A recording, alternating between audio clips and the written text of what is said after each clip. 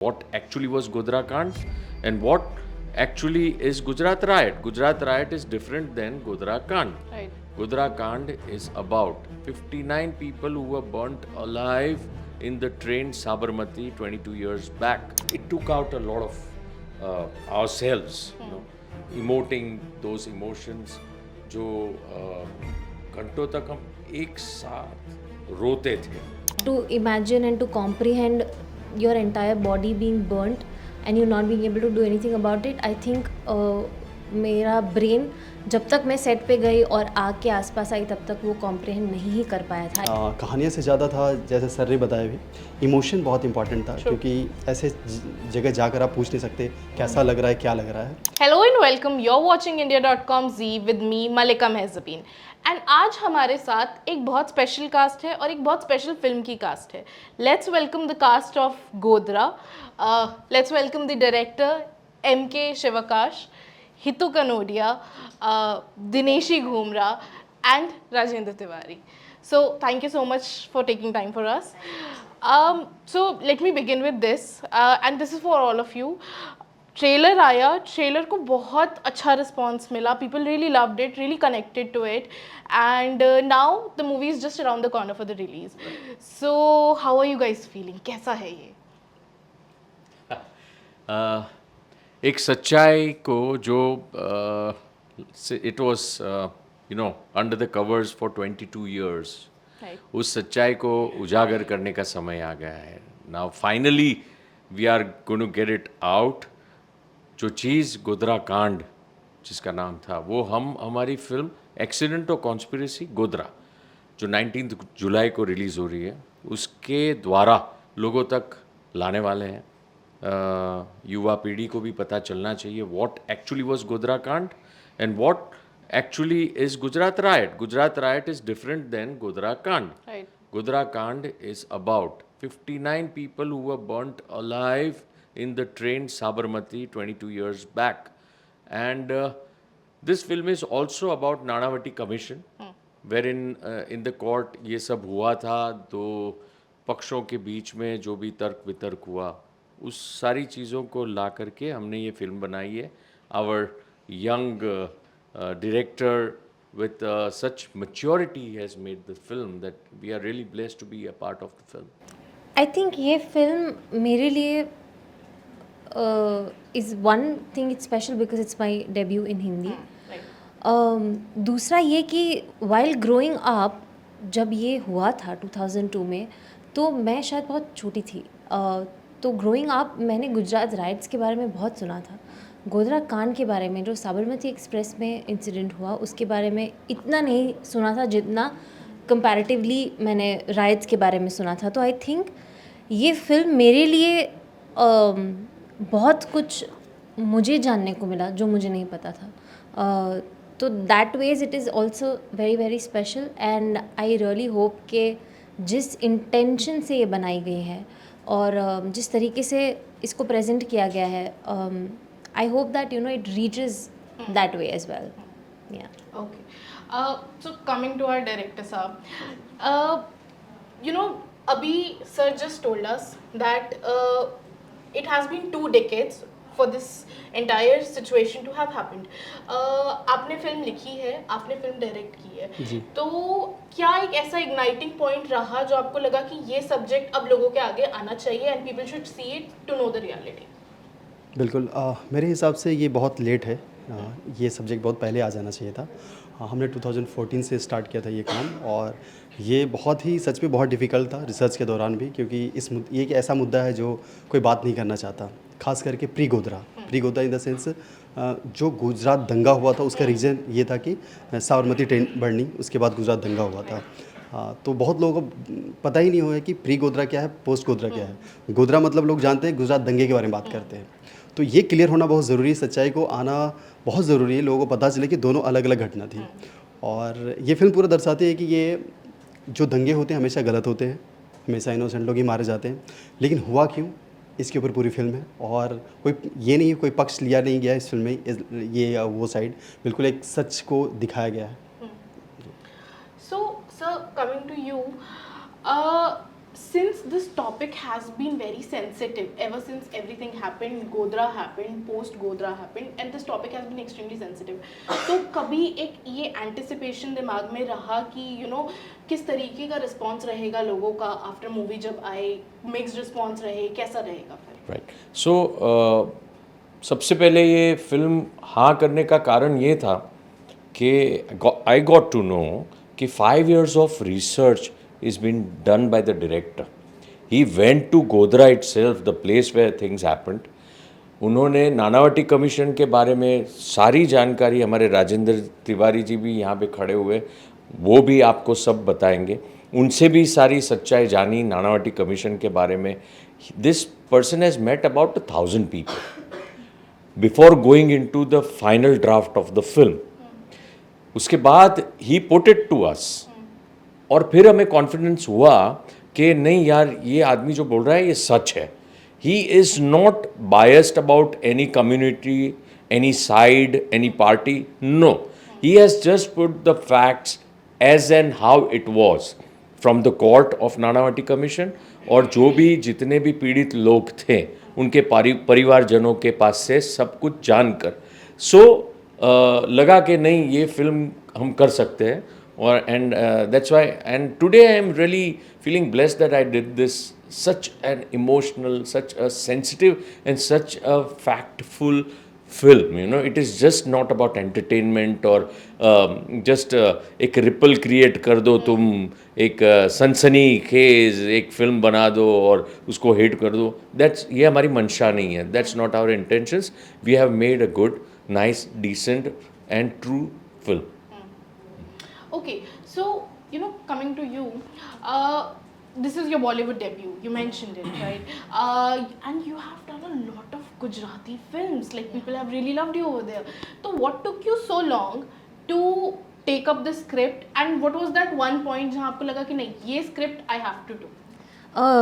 So basically कुछ चीज़ें होती है ना जो ऐसा कहा जाता है कि लिखी हुई है और आप तक पहुंचती है. तो आई थिंक ये फिल्म एक वो फिल्म है मेरे लिए जो आई थिंक इससे पहले कुछ शायद इसीलिए वर्कआउट नहीं हुआ, because this had to be the first thing. This came to me thrice in different time spans. और जब लास्ट बार फाइनली मेरे शिवाक सर से बात हुई, हितू सर से बात हुई, we were doing a film, that's how I got to know. और मैंने बोला हाँ I know about this film, and things happened and then it was meant to be. So much so that when I was leaving for the shoot and I was on the station, Sabarmati Express was standing right in front of me, so I feel that there are कभी कभी ऐसा होता है कि universe बहुत obvious science देती हैं आपको कुछ चीज़ करने के लिए. एंड वही है कि I am really glad that ये एक इतना सेंसिटिव टॉपिक है, और क्योंकि ये हुआ है ऐसा. और ट्रेन बर्निंग जो इंसिडेंट जिस तरीके से सर ने बताया था कि हम लोग शूट करने वाले हैं, वो सोच के ही I was terrified, scared, anxious, all of it. क्योंकि शूट करना तो खैर इट वाज डिफ़िकल्ट बिकॉज आप फायर के साथ शूट कर रहे हैं, बट ये सोचना कि ये सच में हुआ है, ये it's not a fictional story.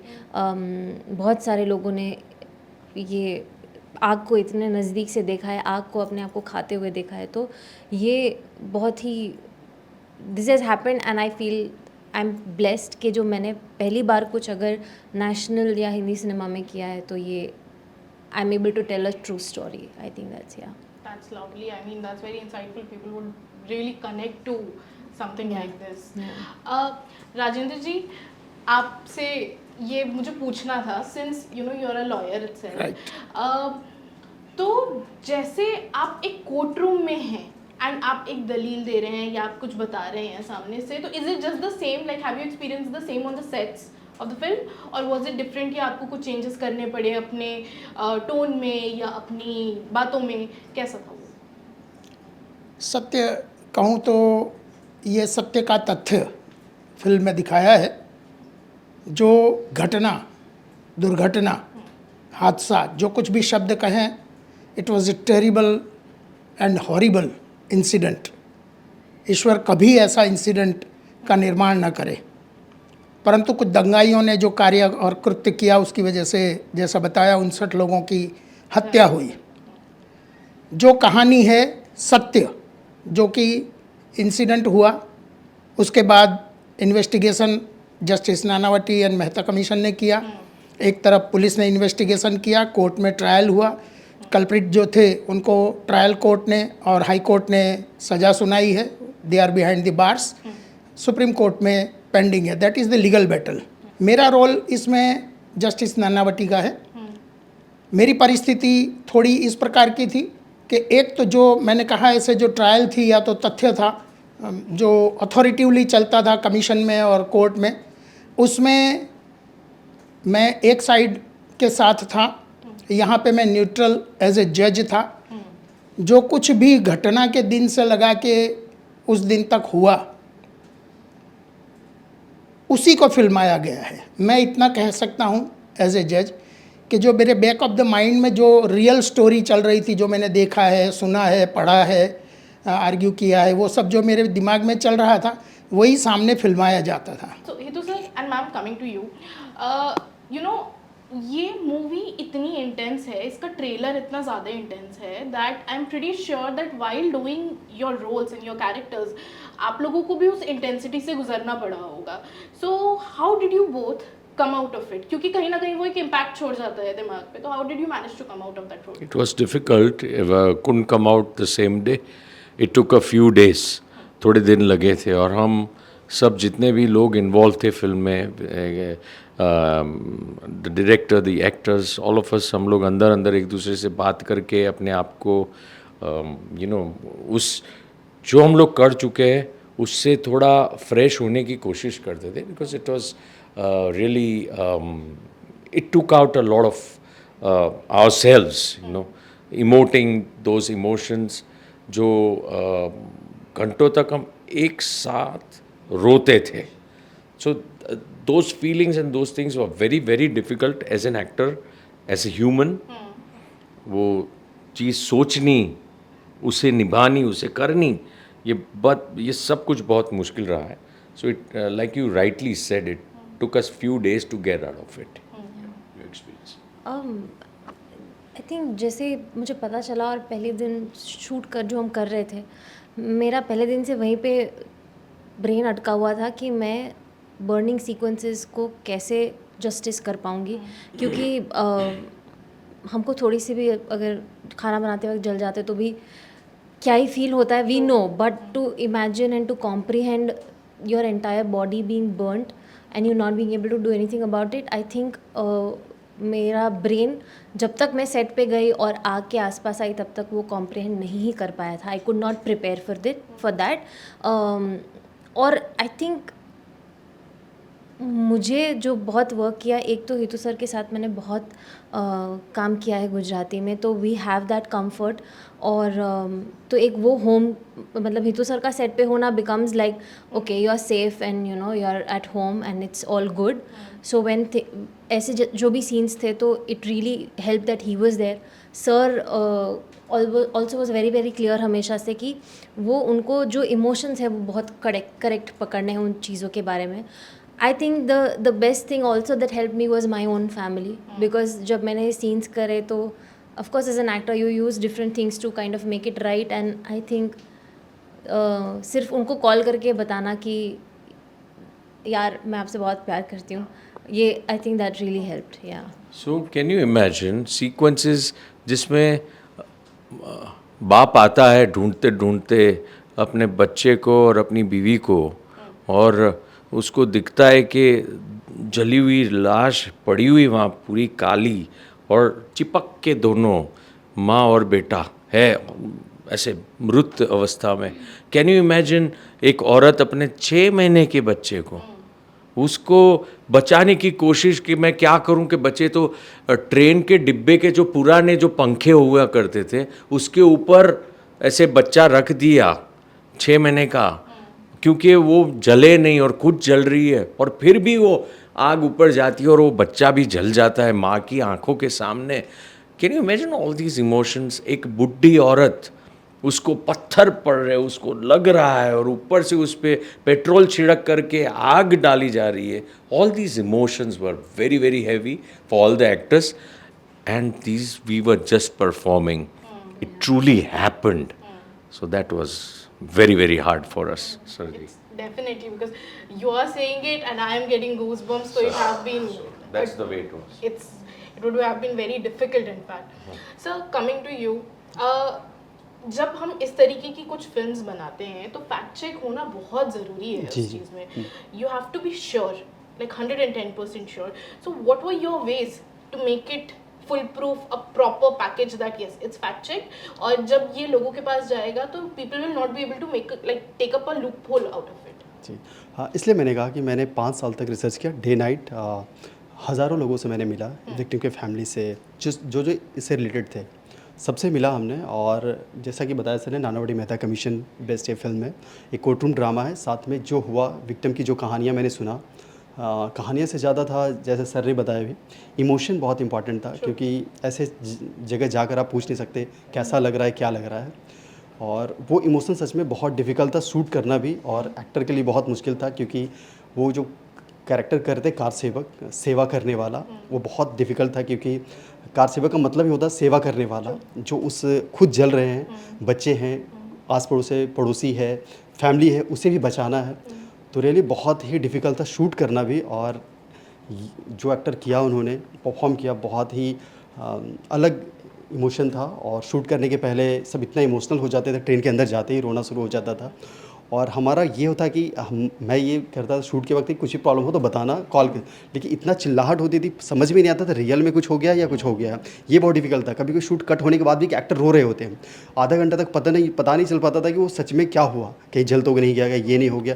बाद में इतना इमोशन हो जाते थे कि मतलब कहना बहुत मुश्किल था वो चीज़. तो ये बिल्कुल एक सच है, और उनकी इमोशन को हमने ईमानदारी तरीके से पर्दे पे लाने की कोशिश किया है. ओके, मेरा लास्ट सवाल आप सबसे है, इतनी ज़्यादा हैवी इमोशंस और इंटेंस फिल्म के साथ जब कट होता था तो आप लोग मूड को थोड़ा सा लाइट कैसे करते थे, like to get back to a bit normality? बहुत डिफिकल्ट था, नहीं हो पाता था, नहीं होता था, नहीं ट्रेन सीक्वेंसेस में तो नहीं नहीं होता था. क्योंकि हर शूट पे हम लोग इंजॉय करते हैं, मज़ा करते हैं. लेकिन इसमें एक भी दिन ऐसा नहीं था जो हंसे हम लोग. कभी नहीं हुआ हमारे साथ. कोई भी सेट पे लाइट मैन या कोई भी टेक्निकल कोई हंसता ही नहीं था. मतलब ऐसी, मतलब लाइट मैन कभी कभी रो रहे हैं, मतलब हमें उन्हें क्या हो गया, ये सब सिचुएशन था. लाइट पकड़ के रो रहे हैं, तो बहुत वो सोचना ही बहुत अलग ही दुनिया था वो. इसको मैं जी दूसरी तरीके से बताता हूँ. We were shooting in Hyderabad Ramoji Rao, because train और रियल ट्रेन के साथ शूट करना, सेंट्रल गवर्नमेंट की परमिशंस, ये वो, और उसको आग लगाना, ये सब बहुत मुश्किल था. तो वहाँ पर पूरा staff south Indian, everyone South Indian, they didn't understand what we were talking about. We were talking in Hindi and उन लोगों को कुछ पता नहीं चलता था. लेकिन वो लोग भी, जो उनका वहाँ का स्टाफ था, वो भी इतना इन्वॉल्व हो जाता था कि उन लोग को भी हम देखते थे तो they had like tears in their eyes and they were like, वो कुछ भी अपनी भाषा में बोलते, वो so they were also getting disturbed. So basically this film is made to disturb you and let the facts come to you. That's the thing. All right. So we had an insightful conversation with the cast of Gotra and we wish you very all the best. Thank you.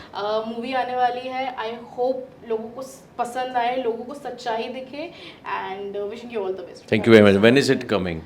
It's coming on 19 July. Accident or Conspiracy आपके नज़दीकी cinema घरों में. Thank you.